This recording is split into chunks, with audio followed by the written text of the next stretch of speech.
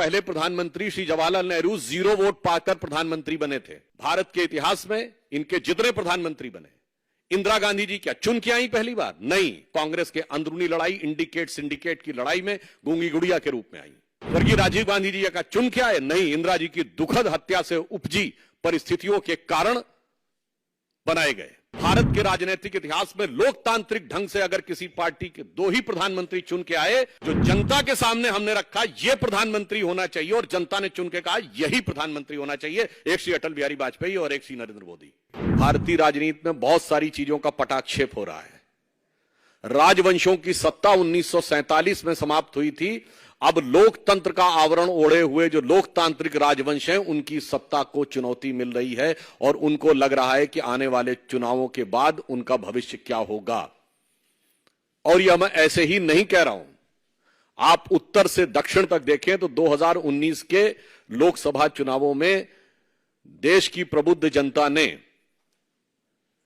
Entitlement के आधार के ऊपर जो लोग लोकतंत्र के नाम पर राजतंत्र चला रहे थे, चाहे कश्मीर में अब्दुल्ला और मुफ्ती परिवार हो, वो लोग चुनाव हारे, पंजाब में बादल परिवार चुनाव हारा, हरियाणा में हुड्डा परिवार चुनाव हारा, अशोक गहलोत जी का बेटा चुनाव हारा, उत्तर प्रदेश में अखिलेश यादव जी की पत्नी चुनाव हारी, चौधरी अजीत सिंह और उनके बेटे चुनाव हारे, बिहार में लालू प्रसाद यादव जी की बेटी चुनाव हारी, फिर चाहे तेलंगाना में केसीआर जी की बेटी चुनाव हारी हो, अथवा परिवारवाद के सबसे बड़े प्रतीक श्री राहुल गांधी जी चुनाव हारे।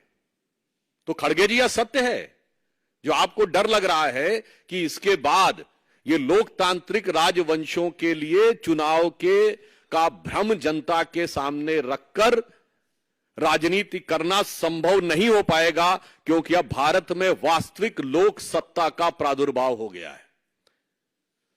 सो वॉट एवर श्री खड़गे जी saying, it is real meaning is that those dynastic politics under the garb of democracy, which is continuing, which has been totally discarded by voter in the last election, now seems towards an eclipse, and the true emergence of true democracy is there in the offing, जिसमें भारत के सभी युवा और सभी मतदाता, जो प्रधानमंत्री जी ने कहा है, भारत का गरीब, भारत का किसान, भारत की महिला और भारत का युवा अपनी शक्ति के साथ उभर कर सामने आ रहा है। वैसे ये लोग जो लोकतंत्र की बात करते हैं, तो मैं याद दिला देना चाहता हूं, कांग्रेस पार्टी के पहले प्रधानमंत्री श्री जवाहरलाल नेहरू 0 वोट पाकर प्रधानमंत्री बने थे। अप्रैल 1946 में कांग्रेस कार्य समिति की बैठक में 16 कांग्रेस कमेटियों में से एक ने पट्टाभी सीतारमैया को और एक ने कृपलानी जी को वोट दिया था, और बाकी सारे के सारे वोट सरदार पटेल को मिले थे और 0 वोट जवाहरलाल नेहरू को मिले थे। और इस बात की, उस घटना के अंदर का point by point, minute by minute reference Kripalani की किताब माय डेज विद गांधी में है, मौलाना आजाद की किताब इंडिया विंस फ्रीडम में है, दुर्गा दत्त की किताब India from Curzon to Nehru and thereafter में है।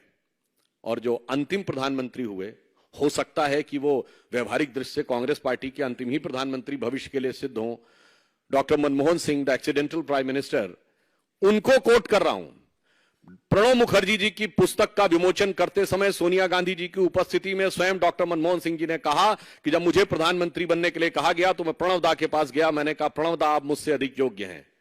डॉक्टर मनमोहन सिंह कहते प्रणब दा आप सबसे अधिक योग्य हैं, मगर मैडम ने मुझे कहा है। लोकतंत्र का अद्भुत स्वरूप है। पहले प्रधानमंत्री से लेकर अंतिम प्रधानमंत्री तक, 0 वोट से लेकर 0 वोट तक प्रधानमंत्री बनाने वाले लोग आज कहते हैं कि लोकतंत्र हमें समझ में नहीं आता है और लोकतंत्र के वास्तविक रक्षक वो हैं।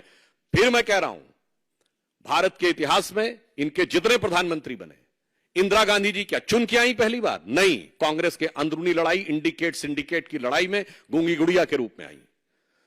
स्वर्गीय राजीव गांधी जी का चुन के आए? नहीं, इंदिरा जी की दुखद हत्या से उपजी परिस्थितियों के कारण बनाए गए। श्री पीवी नरसिम्हा राव कैसे बने सबको पता है, और डॉक्टर मनमोहन सिंह सबको पता है। तो भारत के राजनीतिक इतिहास में लोकतांत्रिक ढंग से अगर किसी पार्टी के 2 ही प्रधानमंत्री चुन के आए, जो जनता के सामने हमने रखा यह प्रधानमंत्री होना चाहिए और जनता ने चुन के कहा यही प्रधानमंत्री होना चाहिए, एक श्री अटल बिहारी वाजपेयी और एक श्री नरेंद्र मोदी।